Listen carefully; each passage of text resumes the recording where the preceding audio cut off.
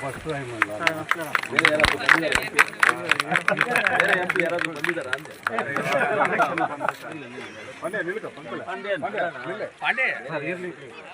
GY Krishna ಬಂದ ಆಮೇಲೆ ಯಾರು ಪಂಚಾಯತಿನವರು GY ಕೃಷ್ಣ ಇದ್ದಾಗ पीछे भी जा रहा है सर. वीडियो पीछे नहीं है सर एक्चुअली वाटर पोल्यूशन वगैरह से जाने के लिए तो यूट्यूब में वीडियो छोड़ दिया है डेंजर है करने से. कौन थोड़ा ಯಾರು ಇದು ಯೂಟ್ಯೂಬಲ್ಲಿ ಬಿಟ್ಟಿದ್ದಾರೆ ನೀರು ಹೊಲ ಲೀಕ್ ಆಗ್ತಾ ಇದೆ ಅಂತ ಅದು ಒಳ್ಳೇದಕ್ಕೆ ರಾಂಗ್ ಇನ್ಫಾರ್ಮೇಶನ್ ಕೊಟ್ಟಿದ್ದಾರೆ. ಲೀಕ್ ಆಗ್ತಾ ಇದೆ. ಹೌದಾ? ಈಗ ನೀರು ಲೀಕ್ ಆಗ್ತಾ ಮಳೆ ಬಂದಾಗ ಲೀಕ್ ಆಯ್ತು ಸರ್. ಇನ್ನ ದೇವ ಇದೆ. ಅದು ಒಳ್ಳೇದಕ್ಕೆ ಅವ್ರು ಹೇಳಿಲ್ಲ. ಬಟ್ ಮಳೆ ಬಂದರೆ ನೀರು ಬರ್ತಾ ಇದೆ, ನೀರು ಸುರಿತಾ ಇದೆ, ಮಳೆ ಬರ್ತಾ ಇದೆ.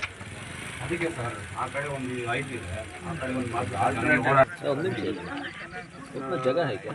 चेक करना पड़ेगा. अभी तक चेक नहीं किया. ಹಾಗೆ ಜಾಗ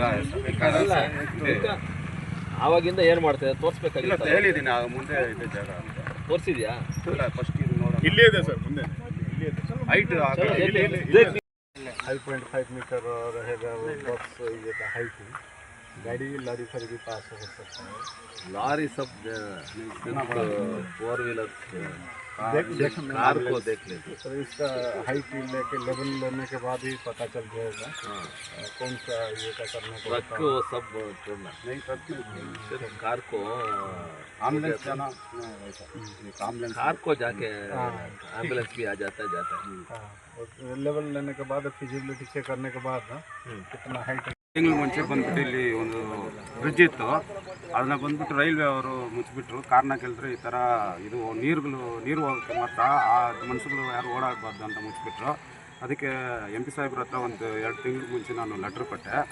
ಅದಕ್ಕೆ ರಿಮೈಂಡಿಂಗ್ ಲೆಟ್ರ್ ಇವತ್ತು ಕೊಟ್ಟೆ. ಅವರು ತುಂಬ ಇಂಟ್ರೆಸ್ಟಿಂದ ನಾನು ಆ ಜಾಗ ಬಂದು ನೋಡ್ತೀನಿ ಅಂತ ಇಲ್ಲಿ ಬಂದುಬಿಟ್ಟು ಆಮೇಲೆ ಇಂಜಿನಿಯರ್ಸು ಅವರು ರೈಲ್ವೆ ಡಿಪಾರ್ಟ್ಮೆಂಟ್ ಎಲ್ಲ ಕರೆದು ಈ ಜಾಗ ತೋರಿಸ್ಬಿಟ್ಟು ಈ ಕಡೆ ಒಂದು ಪಾಸಿಬಿಲಿಟಿ ಇದೆಯಾ ಬ್ರಿಡ್ಜ್ ಮಾಡೋಕ್ಕೆ ಅಂತ ಮೇಲೆ ಯಾರೂ ಬಂದಿಲ್ಲ ಸರ್. ಅಷ್ಟು ಕಷ್ಟಪಟ್ಟ ಮೇಲೆ ಜಲ್ಲಿ ಎಲ್ಲ ಅದ್ರ ಮೇಲೆಲ್ಲ ನಡ್ಕೊಂಡು ಬಂದರು. ತುಂಬ ಧನ್ಯವಾದ ಹೇಳ್ತಾ ಇದ್ದೀನಿ.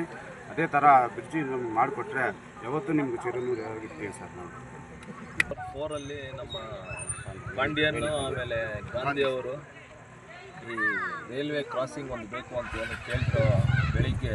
ಅದ್ರ ಮುಂಚೆ ಒಂದು 2 ತಿಂಗಳ ಹಿಂದೆ ಪಾಂಡ್ಯನ್ ಅವರು ಒಂದು ಲೆಟ್ರು ಕೊಟ್ಟಿದ್ರು ಮಾಡಬೇಕು ಅಂತ. ಇವತ್ತು BGML ಏನೋ ಒಂದು ವಿಚಾರ ಮಾತಾಡೋಕ್ಕೆ ಬಂದಾಗ ಮತ್ತೆ ಲೆಟ್ರ್ ಕೊಟ್ಟಿದಾಗ ಇದು ರೈಲ್ವೆ ಅಫಿಷಿಯಲ್ಸ್ನ ಕರೆಸಿ ಇಲ್ಲಿ ಒಂದು ಜಾಗನ ಸರ್ವೆ ಮಾಡ್ದಂಗೆ ಮಾಡಿದ್ದೀವಿ.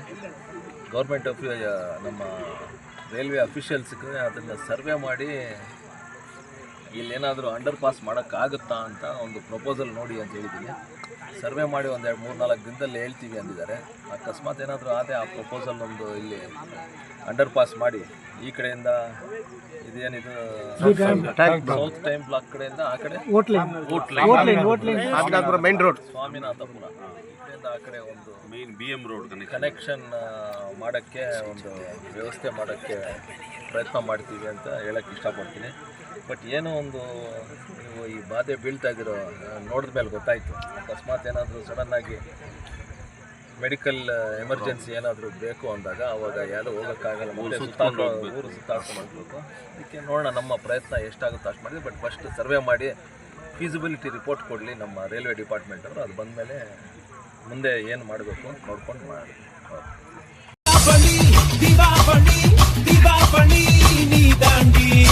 ஆரம்பிக்கலாங்களா?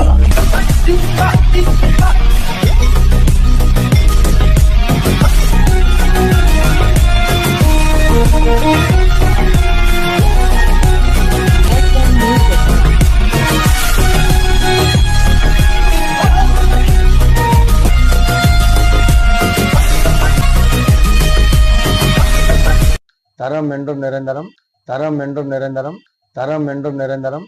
வாங்க